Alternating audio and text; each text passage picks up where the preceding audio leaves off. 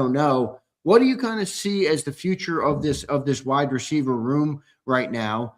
The wide receiver 3 problem I'd like to start with first because I think everybody's heard a lot of AJ Brown talk. Everybody, there's a lot of talk we've already had about AJ Brown.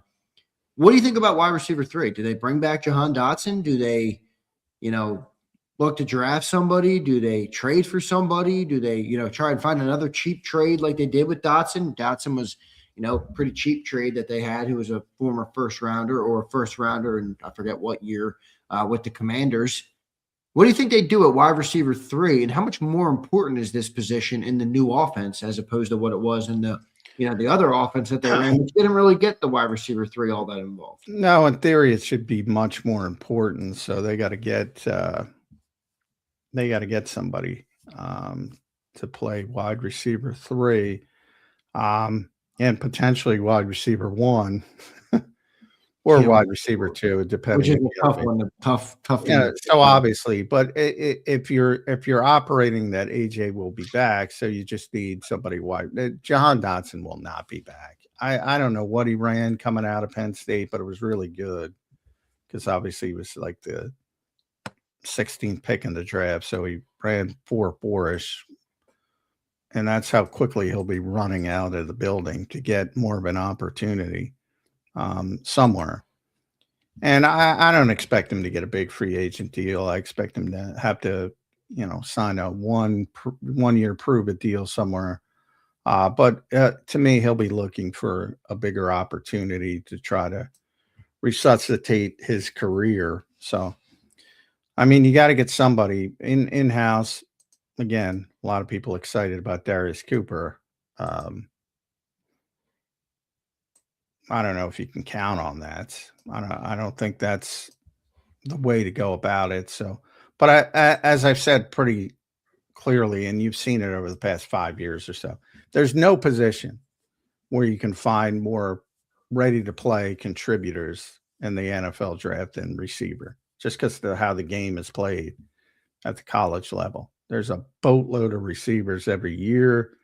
If you draft correctly, and I'm talking 3rd round, I'm not talking first round. Right. You don't even need to go premium rounds anymore. Yeah. You can find a contributor, and I think that's the way the Eagles will go about it. To try and, again, this is in the best case scenario.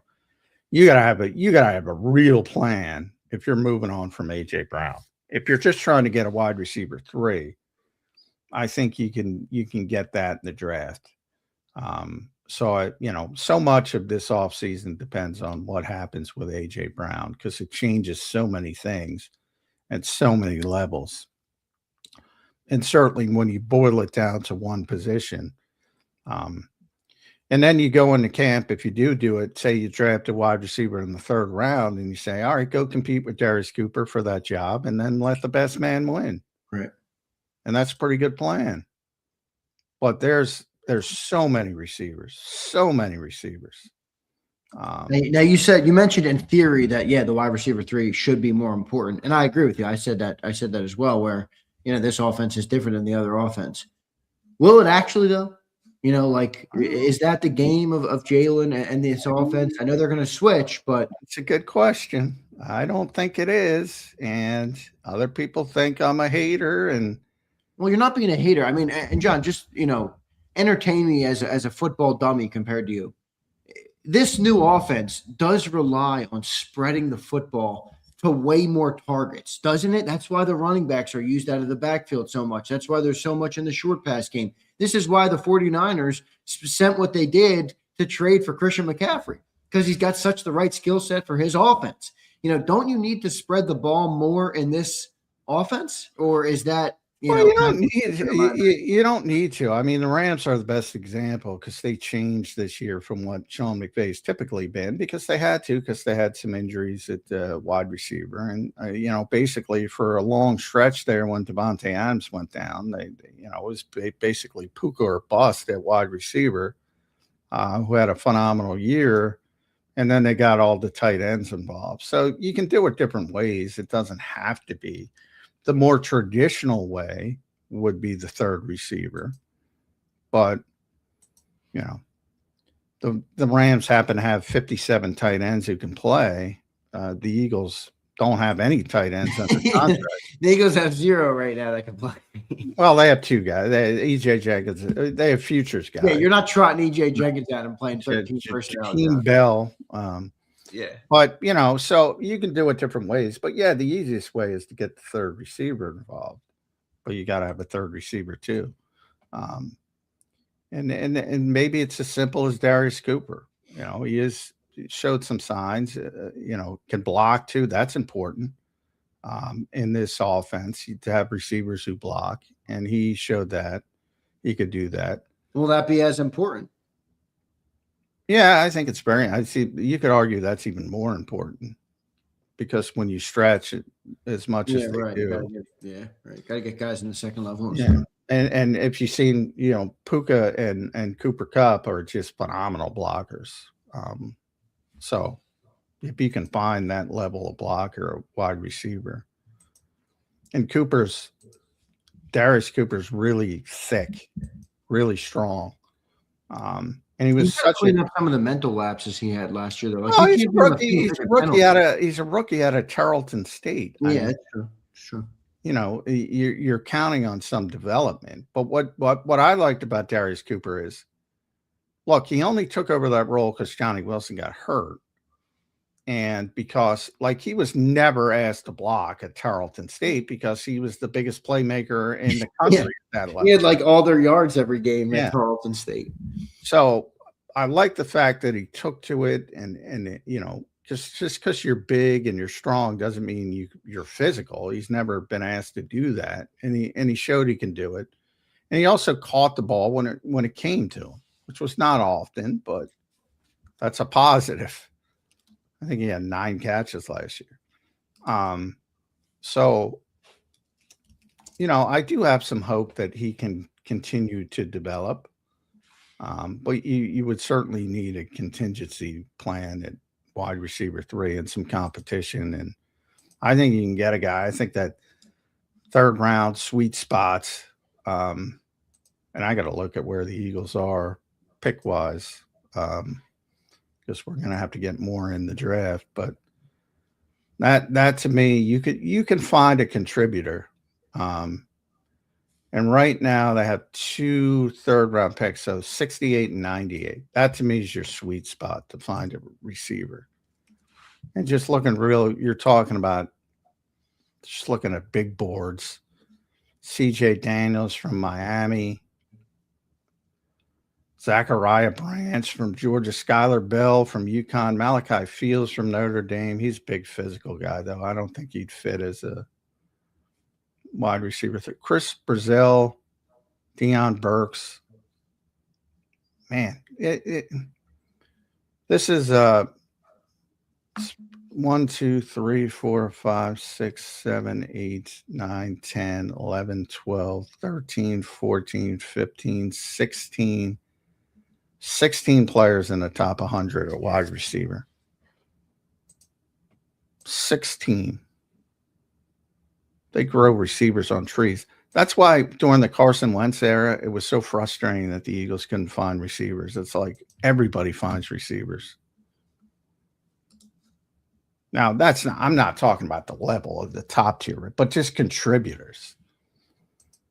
It has never been easier to find a receiver. So we'll see what they end up doing. Does that make it easier potentially to move on from A.J. Brown? In theory, it does, but I don't know. I felt like, that's different. And the Eagles are not the Titans, so it's really a bad comp. I understand that, but I remember when the Titans were like, "Yeah, we're going to draft Treylon Burks and to replace A.J. Brown." Yeah, that's different when you talk about the true top tier guys. Because I went through it with Randy Moss as well with Troy Williamson, who was like the 7th pick in the draft, and they were like the same way. Oh, we're going to replace Randy Moss with Troy Williamson. Not going to work. So AJ's on a different scale, different level. It ain't easy to find players like that, but it's easy to find contributors at that position. And look, if they lose AJ Brown, it's got to be a different plan. You gotta find a more impact. You can't just sit there and wait for 97. You got to go and get somebody. Yeah.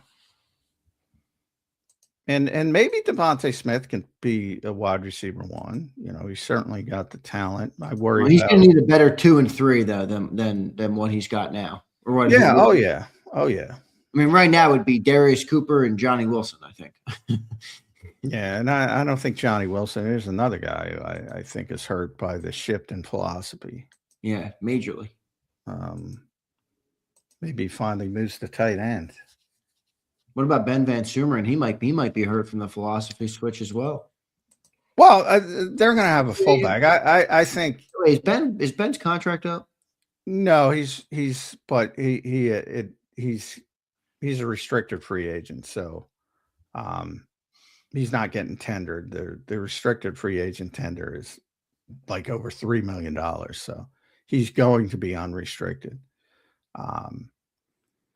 And they're not going to tender him. So I don't think he's going to be back. They already signed a fullback on a futures deal. People might remember him from Kansas City, Carson Steele, brother of our guy, Caden Steele. I'm joking. They're not really brothers. They're not really brothers. Carson Steele. Last name though, isn't it, John? Oh, Steele. yeah. I always tell Caden he's like a Marvel character. Yeah, whatever the fuck. Caden Steele, it feels like, yeah, it feels like it's I might use that in a movie script I write. Caden Steele. Or Carson Steele might be. I'm sorry, Caden. That might even be better. Carson Steele. So they signed him and he had he played a little bit for Kansas City. But fullback is a bigger deal in this offense than it is in look at Kyle Juszczyk. But again, it changes. McVay doesn't use it. So, you know, if you have one, you use it. If you don't have one, you don't use it. It's, John, the timelines for this don't necessarily add up, but does what happens with A.J. Brown change what happens with Jahan Dotson? I know it changes what the Eagles do, but is there a small forget about Jahan Dotson. He's not coming back. No, I don't think so either. But I just didn't know. I mean, if you get rid of AJ, I think you feel better with Dotson as 2, you know. Yeah. Than you do with that's one where I think it's mutually agreed upon to go in different directions. I don't think the Eagles were happy with it. I don't think Dotson was never given a shot here, though. And I think that's why he's not coming back. You know, he wants an opportunity somewhere. And what happened? Apparently, him and Jalen Hurts had a powwow all summer last year, didn't they? They talked about that. Oh, we worked out together every day. Okay. You know, it's take it for what it's worth, but forget about Jahan Dotson. Don't worry. Jahan Dotson. I'll see you next time. Thank you for the service, my friend. I mean, and he'll get an opportunity somewhere. He's a talented guy. I mean, he'll.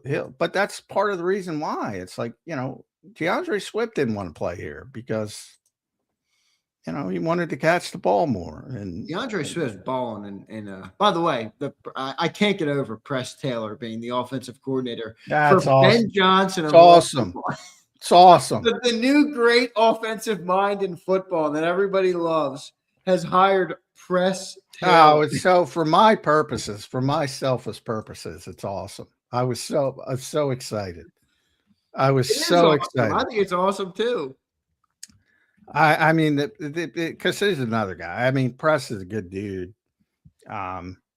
He's a good coach, and he just got shit on unfairly, completely unfairly. And I just think it's hilarious that the best offensive mind in football just hired him to be his offensive coordinator. I think it's great, and you know, he was already there. Press will be the head coach in a couple of years. Watch. Yeah, I mean, he'll hire Doug Peterson as his offensive coordinator. And they'll beat the Eagles in Super Bowl 63. And he's getting more love with the 30 for 30 thing because evidently they mentioned him because he found the Philly special. But as with all coaching, he just, ironically, he stole that from the Chicago Bears, who ran it in a meaningless Week 18 game against the Vikings where neither was going to the playoffs, and the Bears ran it, and the Eagles saw it and said, hey, let's put that in the offense. And Press Taylor saw it and ran it up the flagpole And the rest is history. Yeah. All right. So staying on this receiver stuff, I do think it's an interesting thing because there's so much unknown, John. I mean, in theory, Mannion's new offense does create more target distribution. In theory, that's a theory only, but based on the offense that we think they're going to run. But that does kind of coincide or clash a little bit with the style of the quarterback who hasn't been a quarterback that gets to his third, fourth, read very often. So I wonder what that looks like this year. Well, that's something we haven't talked about. Most of the Shanahan McVay stuff is pure progression from the quarterback's perspective, like timing throws and stuff, right? Well, I mean, it's either when we were talking about Kirk Cousins explained it better than anybody else. Yeah, that was a great explanation. Basically the newer way that most people were doing, and now it's shifting back to pure progression, is all right. You eliminate, you have the quarterback read the defense, and he sees the coverage, and he eliminates the basically cuts it down to 3 receivers. And that's what Kirk did for years. And then O'Connell showed up and he had to go back to pure progression. And he's like, what the fuck, man? So, I mean, that's, 1, 2, 3, 4, 5, but, and obviously that is overblown as well, because nobody ever gets to 5. I mean, especially in this era of the NFL, you're dead and you're dead in the water. So Steve Young had a great conversation with that way back with George Seifert. I was telling the story. George Seifert went to Joe Montana, who was obviously one of the great quarterbacks of all time. And he's like, why can't Steve Young progress through it? And Joe told him, yeah, I don't do that either. I just cut out, Joe was so smart. He would just realize the coverage are there. And Seifert, his own coach, is like, he thinks he's progressing. No, he already ruled that out pre-snap. Nobody can fucking progress to 5. Yeah, right. So, but it is going to be a change. The Eagles did some pure progression, and they sort of mixed in some, based on coverage. But that'll be interesting to see how Jalen Hurts and a lot of it. This offense does not fit this personnel. I'm sorry, it does not fit this personnel. Well, do you think they'll stick with it all year? Do you think they'll have a Kellen Moore situation where they bail on it after 4 weeks? That's a good question. I wish I could answer that. I would bail on it. I would bail on it right now. Yeah. You can't fire Stoutland and then bail on the offense that you. Hey man, I wouldn't have changed the offense. I mean, I'm on board. I get it. It was terrible looking. I get it. If you want to build a different way, all right. That's a longer term. I'd bail on it. That's funny. That is funny. If you want to build a different way and build a roster and rip it down and say, we're going to take a couple steps back and rebuild it up a different way. All right. What I don't get is doing this, because you got a square peg and you're trying to get it in a round hole. You still don't believe this was, if Nick could have it his way, he wouldn't have done this. I think, I can't say for sure. That's just my speculation. I happen to agree with speculation. Clearly. Yeah. I mean, I've spoken to Nick enough since he's been here that he's got a lot of confidence in himself when it comes to offensive football, and I find it very hard to believe that confidence wavered. So that's all I base that on. It's not him telling me or anybody telling me from the organization. I find it very hard to believe he woke up one day and said, you know what? I can't figure this out. Let me bring in 33-year-old Sean Mannion with 2 years of coaching experience. With 35-year-old Josh Grizzard and 38-year-old Mahaffey and 43-year. I find it very hard to believe. Sorry, Eagles. If you're listening, I find it very, very, very hard to believe. So where does it come from? If it's not Nick, you think it's Howie? Is it Jeffrey? It is not Howie. Yeah, it's got to be the head of the snake, right? Correct. We'll see what happens, as they say, everybody. We got a couple super chats we will get to. John, just to close up the wide receiver talk real quick for the day. What is your honest belief right now about what you think happens? If I pinned you down, got a proverbial gun to the head and said, John, what happens with the Eagles wide receivers? Who do they trot out wide receiver 1, 2, and 3 at the start of the year? Now, I know you can't put a name on 3 because of the draft and there's 50 different options. But I'm back to over 50%, 52-48, AJ back. So it'll be AJ, DeVonta, and the 98th overall pick. All right, 98th overall pick. And then Darius Cooper to boot at wide receiver 4? Yeah. All right. That's kind of how I feel as well. I think that's what it'll have. I'm starting to feel like AJ might be back. Now, I don't know. Maybe I'm falling for the banana. Cilio brought up a good point. He's like, see, Zander, you fell for it. He's on there. He's up there at the stage, talking about, everything, trying to smooth everything over. His agent's telling him, don't go out there and kill your value. Don't go out yeah. Well, that he's 100% true. I wrote about that bullshit regurgitation of NFL media on Super Bowl Sunday saying there's been no trade talks. Well, there's no trade talks because there's never any trade talks at this time of year. The trade talk stuff will heat up at the combine. So that was bullshit. And Mike Garafolo explained that, by the way. If you listen to the actual segment, he gave all the context. But the headline is good. I like listening to Garafolo. But the headline people are awful. There's no trade talks with, and the aggregators are even worse because they don't listen. They just, there's no trade talks. Well, they don't talk about trading anybody at this time of year. That will pick up at the end of the month. And you'll know. I wish I was there. I'm not going to be there, but you'll know because it's a big, it's a big convention, Indianapolis. Like, it's not about the combine. That is secondary. That's not that important other than for the health checks for the process. When is the combine?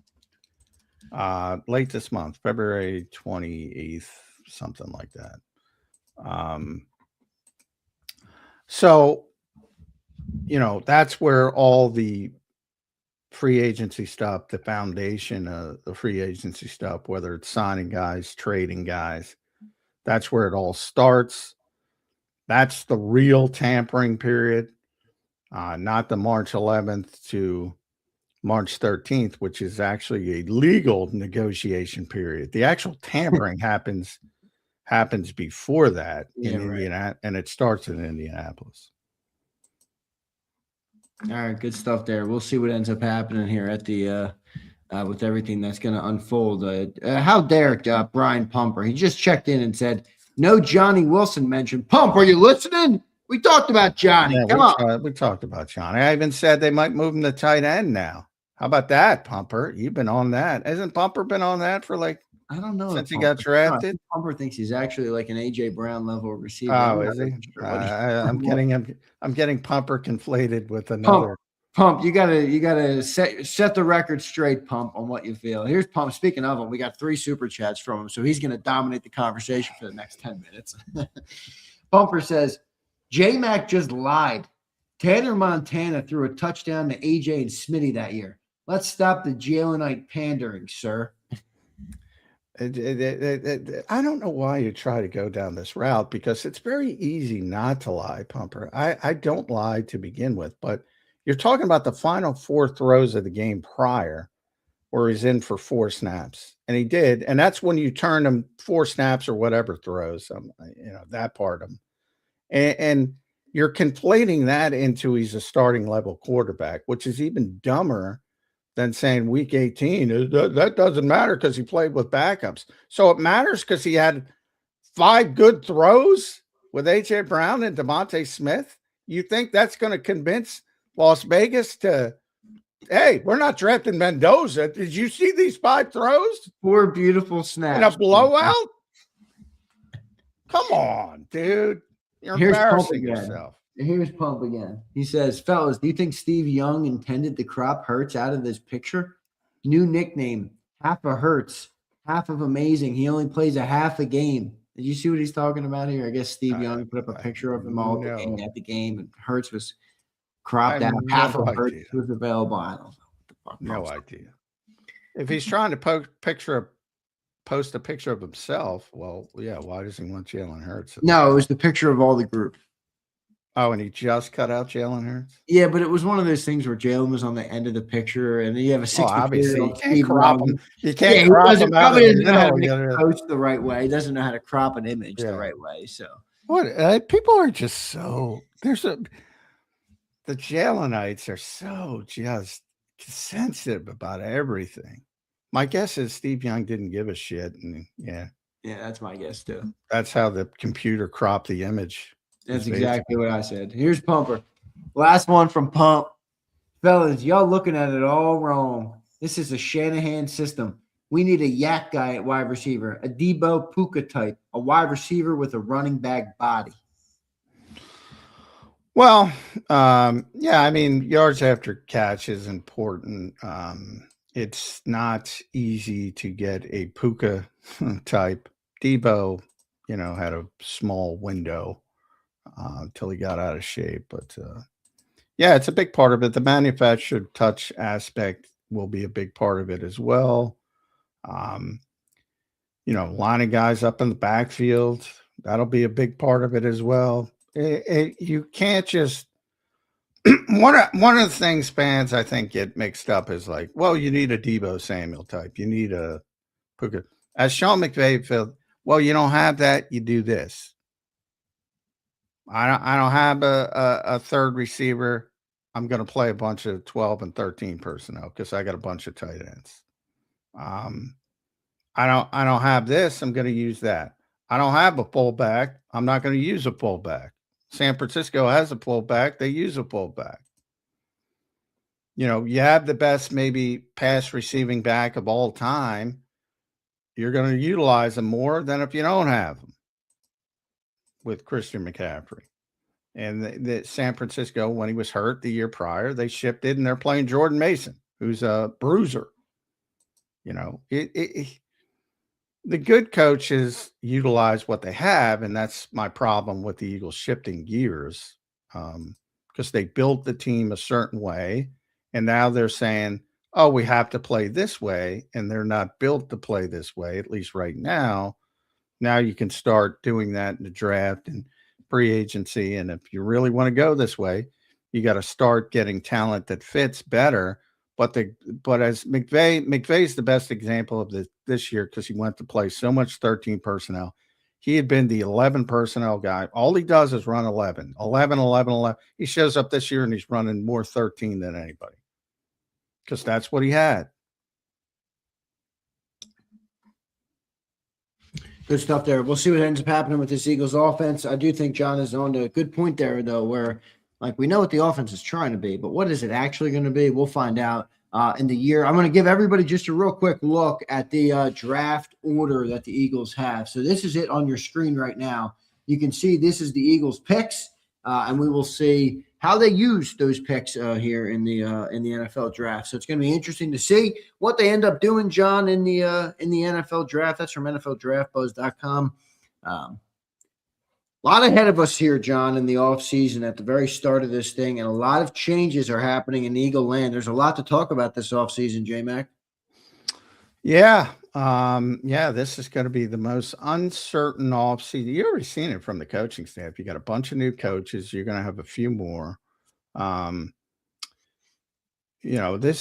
Typically the Eagles go in, and there's an example. I wrote about that very, very rarely because the Eagles have been so entrenched from a personnel standpoint. Very rarely have young players gotten an opportunity to earn a role. You're going to see that. It might be Darius Cooper that we talked about. It might be, one of the offensive linemen that they drafted on day 3. It might be, Jeremiah Trotter getting more involved if Nakobe Dean leaves. There's going to be more opportunity for younger players, and I think the shift in philosophy as well will enable that. But yeah, from where we've been, this is way more uncertain than it typically has been for the Philadelphia Eagles. We'll see what they end up doing here, John. It's going to be very interesting this offseason, and especially with this new coaching staff, how it's all going to look. I am curious to see how it all plays out, and whether they overreacted, John. I think at the end of the day, that's a fair question, man. Is this team way overreacted? Yes. I know you think yes for sure. I mean, and I get why. Yes. Won 11 games. They're one of the winningest teams in the last 5 years in the NFL. They have acted like a 4-win team, but their offense did suck. And don't you agree with that? It did. It did. It did. It did suck. And if in theory the running game would not return to what it was, is this the best way forward? I know it's easy to say, well, just fix the run game, but that's a multi-pronged fix, not so simple. Well, what's a multi-pronged fix is bringing in the personnel to run this scheme. Yeah, it's changing every coach on your own. That's a multi-pronged changing every offensive coach. My and I know it's not acceptable to people, but my answer would have been to try to undo what you've done with Jalen Hurts over the past 2 years from the risk aversion standpoint, get to a better place and say, hey, all right, we want to take care of the football, but it's okay to take a chance here and there. It's a fine line, and you don't want to go too far either way, and it's easier said than done.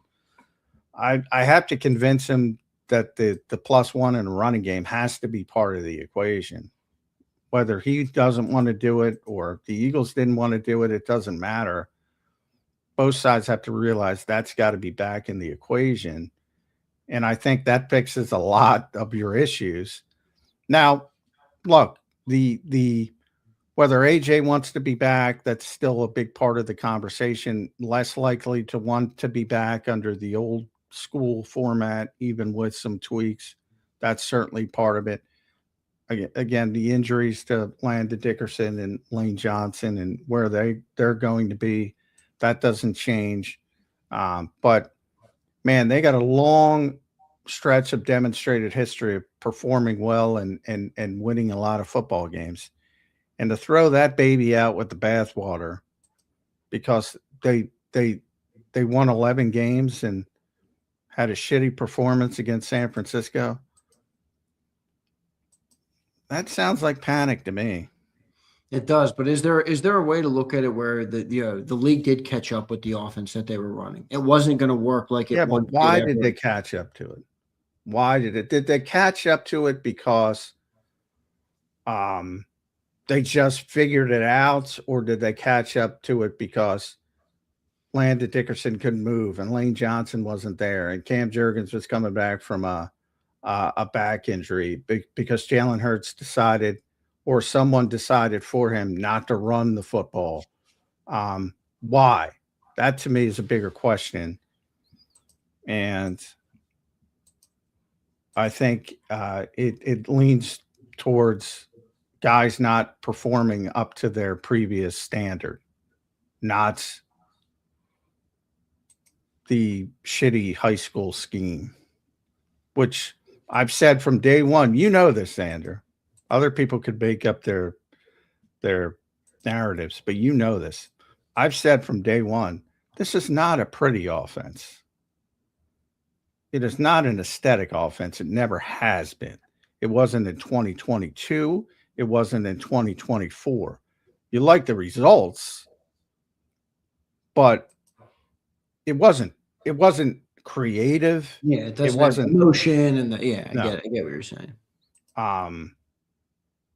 But they had a lot of success with it because their players were better than the other players. Are the Eagles setting Sean Mannion up for failure, or are the Eagles setting Jalen Hurts up for failure? Or are they setting nobody up for failure? Well, how do you view that part of it?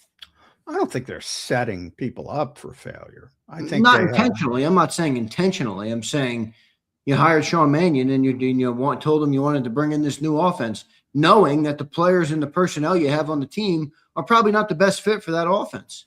Well, and from Sean's perspective, I'm sure, as a young guy, he's got confidence in his abilities. He'll come in with, tremendous optimism that he can teach these players, his concepts and get it going in the right direction. And while doing that, bringing in more players that fit what he wants to do.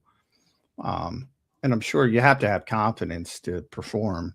And he's been a quarterback his entire life. So I'm sure he's not, that position generally almost always generates confident people because you have to be leaders. He performed at a high level in college. He's in the NFL. You can say, well, he's a backup. He's in the fucking NFL for a decade, basically, as a player. I'm sure he's not wavering for any competence. So I'm sure he looks at it as a great opportunity, and it is a great opportunity for him. But if you look at it from a realistic standpoint, clearly, I mean, they're in a situation to where if they don't get this thing going in the right direction toward a very, very high standard, Nick Sirianni's going to get fired.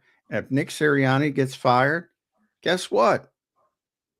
The next coach, whoever it is, isn't going to hold over coordinators. Just doesn't work that way. Maybe an assistant or two because he can't get somebody else. But when's the last time an offensive or defensive coordinator was a holdover? Now, you see it sometimes. Cleveland tried to pull it off. You see it sometimes with an offensive-minded guy will keep a defensive coordinator, but they never keep an offensive coordinator, right. Or vice versa. If the defensive-minded guy is the head coach, same thing. They might keep the offensive guy, but they're not keeping the defensive guy. So we'll see how it plays out. One more super chat, John, to wrap up the show today. HKP, thank you, brother. Again, $20 super chat. Appreciate your support today, my man. He says, Z, I'm going to say it one more time. The Eagles struggled to get star receivers for years.